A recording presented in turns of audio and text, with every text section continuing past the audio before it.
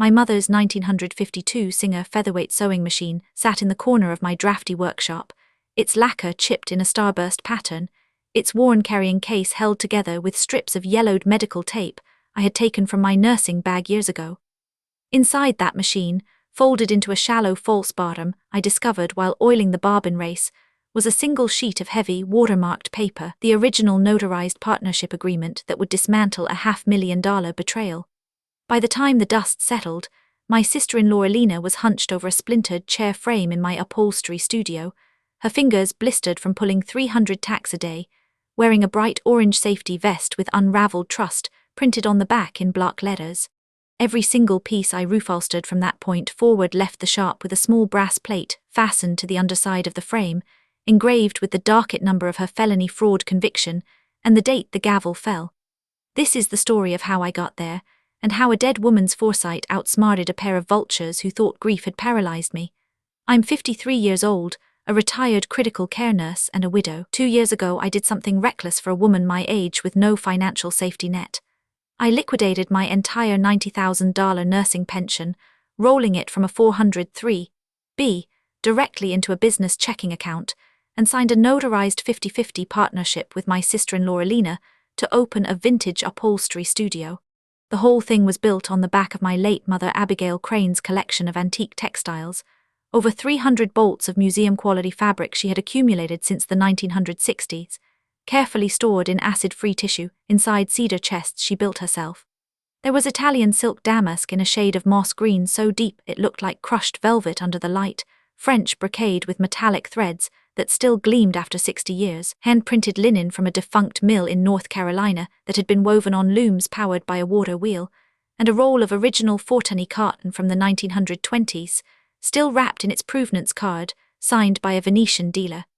Mom was a seamstress who could drape a pattern with her eyes closed while humming old jazz standards, and she taught me that fabric isn't just fabric, it's a document of a life. She died 6 months after we incorporated, her heart giving out quietly in her sleep, but her gift was the heartbeat of the enterprise. My older brother Richard, the golden child who had coasted through life on charm and lucky breaks, always resented that I inherited her sewing room, and I think the business itself. He married Elena, a woman whose ambition was so sharp you could cut yourself on the edges of her smile. They lived 5 states away in a gaudy McMansion they could barely afford, which suited me fine, until Mom's funeral pulled them back like a riptide. The day we buried my mother, the vultures didn't even wait for the dirt to settle. I stood at the graveside in a black dress that still smelled of the mothballs from her closet, my hand clutching a damp tissue, and 20 minutes after the last clod of earth thumped onto the polished wood of the casket, Richard turned to me with a practiced, somber expression and said, "We need to talk about liquidating the estate. Get this all wrapped up quickly, you know, for closure." Elena was already tapping notes into her phone, her manicured nails clacking against the screen. The next morning, they showed up at Mom's little bungalow with contractor bags and fluorescent post-it notes, labeling furniture for auction, kitchenware for donation, and the entire contents of her sewing room, including the old Singer, for the dumpster. I wandered through the rooms in a fog of grief so thick I could barely see straight, and when Richard grabbed the featherweight by its scuffed handle and grunted, "This dinosaur is nothing but scrap metal. I'll haul it out back with the trash," I didn't argue. Elena didn't even look up from her phone. I couldn't form the words. Later that evening, after they had driven off to check into a hotel, I sat in my station wagon in the dark, the engine idling, and something cold and quiet turned over in my chest. I drove back to the house, let myself in with the spare key under the potted begonia, and loaded the machine into the back of my car. I told myself it was nostalgia, just a keepsake, something to remember her by, but some deeper instinct, the same instinct that had saved a patient's life when a monitor flatlined and I didn't wait for a doctor, was already charting a course. I set the Singer on my workbench, a solid oak slab stained with decades of oil and coffee rings. The machine smelled of old lubricant and dust and the faint ghost of her rose hand lotion. I opened the bentwood case, removed the little steel bobbins, and started oiling the race mechanism the way she taught me, a drop of oil on each bearing surface, turning the handwheel slowly. As I pressed a cotton swab into the crevice around the feed dogs, I felt the wooden base shift. It wasn't solid. The machine bed wasn't screwed to the case, it was floating on a false floor. I unscrewed the 4 tiny brass screws that held the bed to the base, lifted the heavy cast iron machine free, and found a shallow compartment, barely a half-inch deep, lined with faded velvet. Inside lay a manila envelope sealed with a strip of masking tape, the edges brittle and yellow. My hands were shaking as I opened it, the kind of tremor I hadn't felt since my first year in the ICU. The envelope contained a single sheet of heavy, watermarked paper, the original notarized partnership agreement from 2 years before, along with a piece of her monogrammed stationery covered in her tidy cursive handwriting. The note read, "Ellie, if you're reading this, it means I was right about Richard and Alina. They will try to take everything. This document is your shield. Never sign anything without this paper in your hand. Pay attention to the clause on page 4, it's your escape hatch. Keep it somewhere only you know. I love you more than all the silk in the world. Mom." I flipped to page 4 of the partnership agreement, my eyes blurring with tears, and I read a clause I had glossed over when Harold, our attorney, had walked us through the boilerplate 2 years earlier. It was buried in dense legalese, but the meaning was devastatingly clear.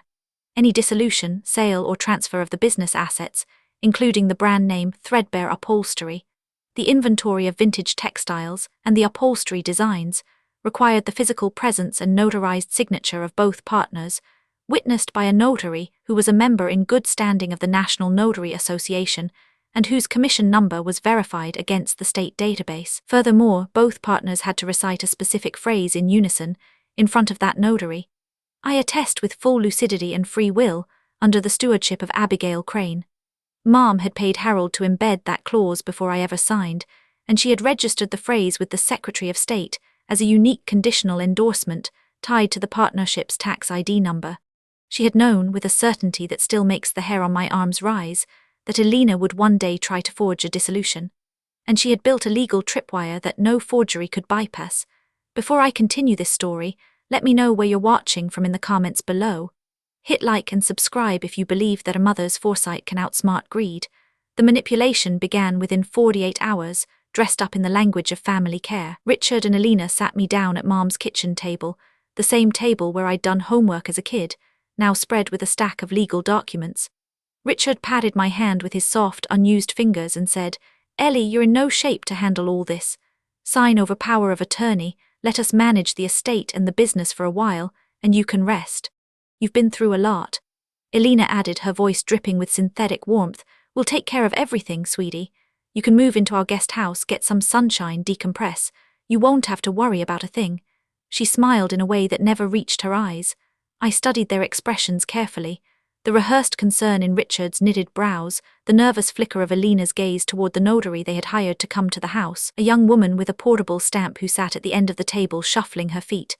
I knew that if I refused outright they would escalate, and I needed time to figure out the scope of their plan.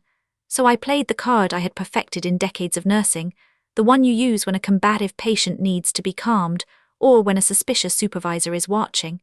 I became the fragile, confused woman.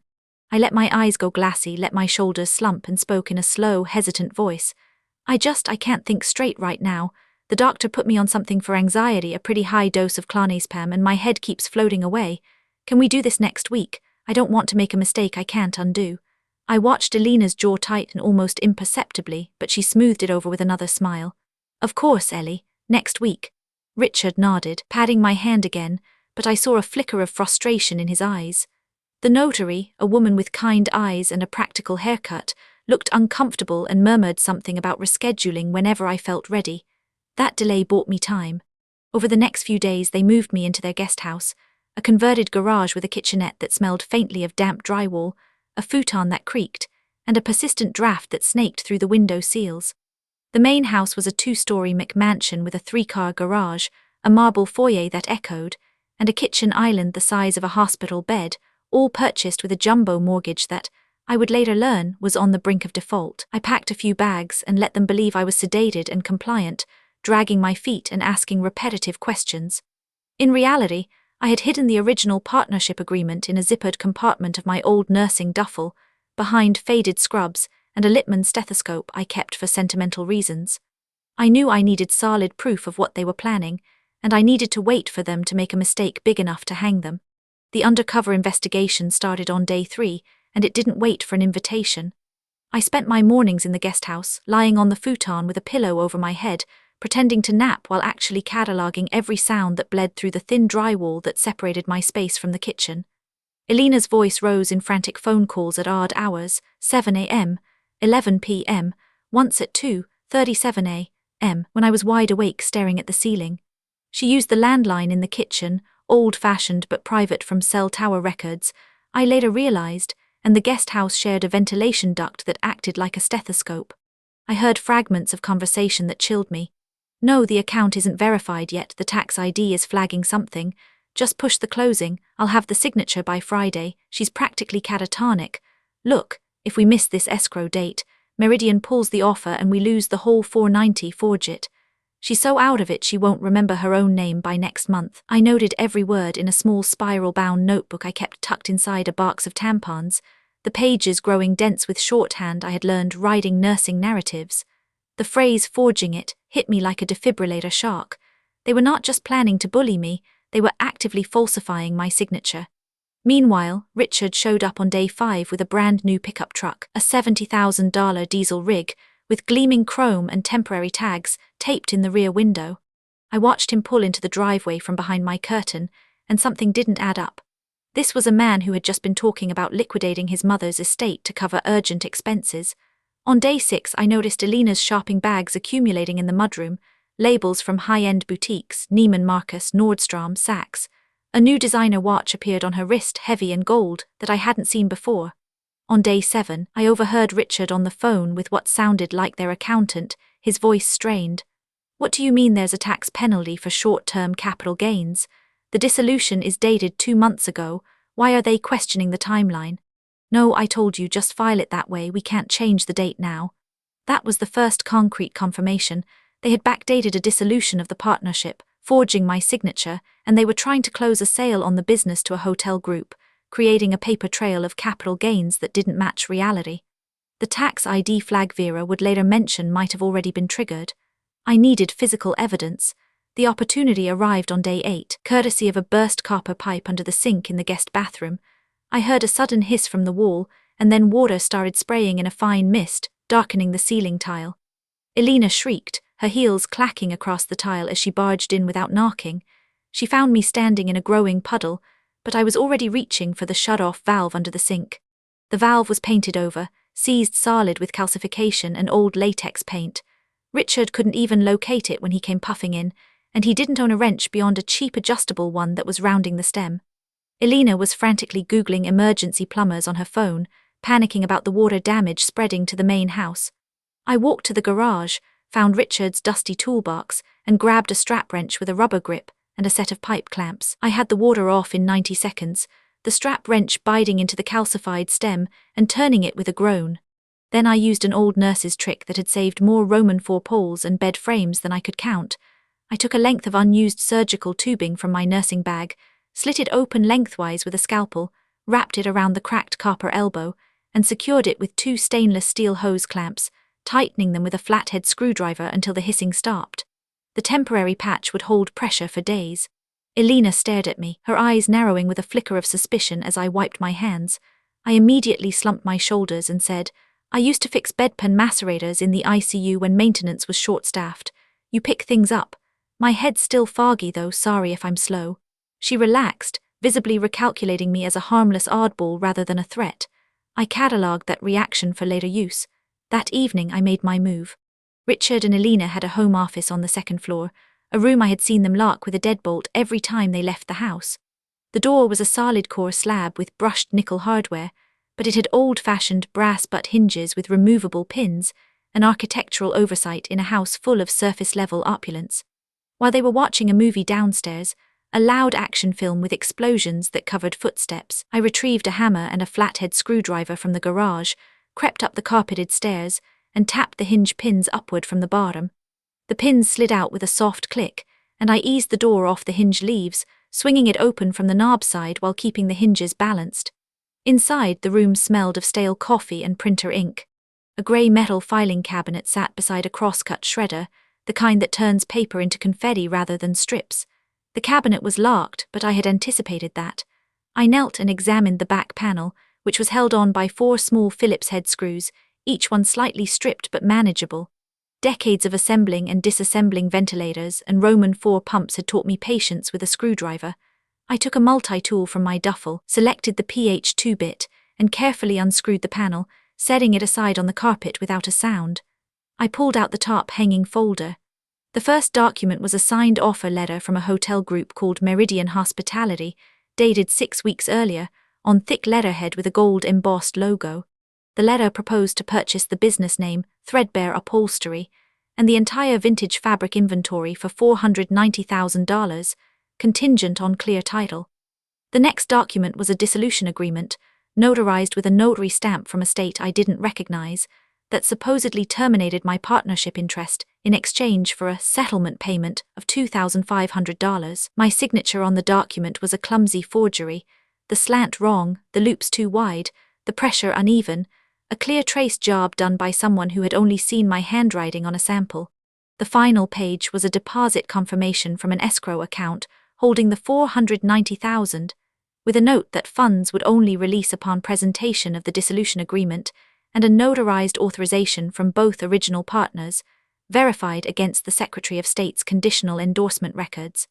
They had cashed a $2,500 check from the business account the same day, and they had already written a personal check to me for that exact amount, dated for the following week. The check was tucked in the folder, a pale blue rectangle with a magnetic ink line, and in the memo line in Elena's tight cursive were the words sentimental value. I photographed every page with my phone, the camera light harsh in the dark room, then turned to the shredder. The bin was full of confetti-like strips, but on the desk beside the shredder was a stack of papers they hadn't yet fed through, including several drafts of the forged dissolution with different date attempts and different notary names, each one crossed out and rejected. I gathered those as well. Then I noticed a larger piece in the shredder bin, a partial email printout. I carefully extracted it, and the gears shifted in my mind. Over the next 2 hours, alone in the guest house with the door locked, I sat at the tiny kitchen table and reassembled shredded documents the way I used to reconstruct torn medical charts after a resident spilled coffee on a progress note.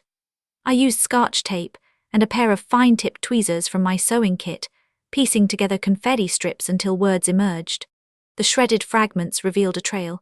Elena had emailed a friend at a copy shop, a man named Greg, asking him to scan her own signature onto a blank dissolution template, then to print several versions with my name typed under the signature line so she could practice tracing it. Another email from the same thread read, "If anyone asks, say the notary was a mobile one we found online. I'll handle the commission number." I photographed every reassembled fragment. I also found credit card statements showing $28,000 in debt across 6 maxed out cards, all in Richard's name, with interest rates above 25%. The financial desperation was written in 11-point font. That night I made 2 phone calls from the guest house, my voice low and steady despite the trembling of my hands. The first was to my mother's estate attorney, Harold Calloway, a meticulous man in his late 70s with a slow, deliberate manner. I read him the clause on page 4, and when I finished there was a long silence. Then he said, "Abigail was nobody's fool. That clause is an ironclad condition precedent. Without your physical presence and that verbal recitation, any transfer is void ab initio, void from the beginning, as if it never existed. I'll contact the bank compliance officer at Meridian's escrow institution right now. Do not sign anything, Ellie, and I want you to know your mother prepaid my retainer for exactly this scenario. She told me if you ever called mentioning page 4, I was to drop everything and make it right." That detail hit me like a wave, the idea that Mom had prearranged my legal rescue. The second call, which Harold conferenced in from his home office, was to the compliance officer, a woman named Vera Okonkwo. Her voice was calm and professional with an undercurrent of steel. I explained the forgery, the staged dissolution, the escrow, and she stopped me when I mentioned the notary commission discrepancy. "Ms. Crane, we already flagged the transaction because the tax ID number on the dissolution didn't match the original partnership filing and the conditional endorsement clause came up in our system as unmet. But your testimony gives us the paper trail we need to freeze the escrow permanently and refer this for criminal investigation. I need you to bring the original partnership to our branch tomorrow so we can take custody and verify the signatures. We'll stage a controlled meeting. If they bring you in to sign anything, we'll be waiting." I agreed, and we cemented the plan. I would pretend to be compliant, let them drive me to the bank, and at the crucial moment, the authorities would be present. But before the confrontation, I needed to know how far they would go. I needed the maximum cruelty beat that would burn away any residual family loyalty, the moment that would extinguish the last flicker of guilt about destroying my brother's marriage. So on day 10, I staged a medical emergency. I had kept an expired EpiPen trainer from my nursing days, a placebo device that looked and felt identical to a real auto-injector, but contained no needle and no epinephrine, just a spring and a dry cartridge. I also had a small prescription bottle of liquid diphenhydramine, an antihistamine I used for seasonal allergies, which if taken orally in a slightly elevated dose causes mild facial flushing and a racing heartbeat for about 50 minutes. I timed it precisely. At 2:15 p.m., when Elena was due back from a shopping trip, I took the antihistamine, waited for the flush to bloom across my cheeks, then threw myself onto the kitchen floor of the guest house, knocking over a chair as I went. I lay crumpled, my face blotchy and mottled, my breathing shallow and ragged, the EpiPen trainer clutched in one hand with the blue safety cap removed so it looked like I had tried to use it. I did a credible performance of anaphylaxis, gasping, "Help, Epi, my bag," and gestured weakly toward my purse on the counter. The next sound I heard was the rustle of shopping bags dropping, and then Elena's footsteps. Instead of calling 911, she stepped right over my body, her heel grazing my shoulder, and grabbed my purse. She didn't kneel to check my airway, didn't put a hand on my pulse, didn't even look at my face. She dumped the contents on the floor, rifled through my wallet, clawed through the inner zipper, found my safe deposit box key and pocketed it. I lay there, my vision starting to blur from the diphenhydramine, and I heard her dial her phone. She said, her voice flat and businesslike, "Get over here, she's crashing and I can't find the original. She probably hid it in some stupid place." Richard mumbled something on the other end. Elena continued, "No, I'm not calling an ambulance yet, not until we find that paper." She rummaged further, yanking open the tampon box where my notebook was hidden, but she was too frantic to notice it. Through slitted eyes, I watched her pull out bank statements, old receipts, a photograph of Mom, and toss them aside. At no point did she touch me. After 90 seconds, I let my breathing slow, blinked rapidly, and croaked, "What happened?" Elena froze, her hand still inside my bag. She stammered, "You collapsed. I was looking for your inhaler." But I had never mentioned an inhaler, not once, not in any conversation. I smiled weakly, the flush receding, and said, "I think it was just a panic attack. I'm fine now." Her eyes were hard and calculating, the mask of false concern fully gone. She dropped the key back into the bag, said through a tight jaw, "You need to rest. Don't worry about a thing," and walked out. That moment clarified everything. There was no line she wouldn't cross. The next morning they made their move. Richard told me we were going to the bank to finalize Mom's estate paperwork, his words careful and rehearsed. Elena drove and I sat in the back seat of their new truck, clutching my nursing duffel with the original partnership inside, the paper pressed against my chest through the canvas. I had already texted Harold and Vera the time and branch address from a burner phone I'd bought at a gas station, just in case. The bank was a regional chain with marble floors, hushed acoustics, and tellers in matching blazers. A commercial banker, a nervous man in a tight collar named Mr. Phelps, led us to a private office with glass walls and a view of the parking lot. Elena produced a stack of documents from a leather folder, her movements efficient. She slid a single page across the polished table, a notarized authorization to release the escrow funds, already filled out with my name, her name, and a blank for my signature. Richard said, "This is just a formality. It authorizes the transfer of Mom's assets to a family trust so we can all benefit equally. You don't have to read it all." I pulled out my reading glasses, the tortoiseshell pair Mom had left me in her will, and took my time reviewing the page. The room was silent except for the hum of the air conditioning and the faint click of the banker's pen. Finally, I looked up and said, my voice quiet and steady, "You know, Mom always said that integrity is what you do when no one's watching." Elena's eyes narrowed. "What are you talking about?"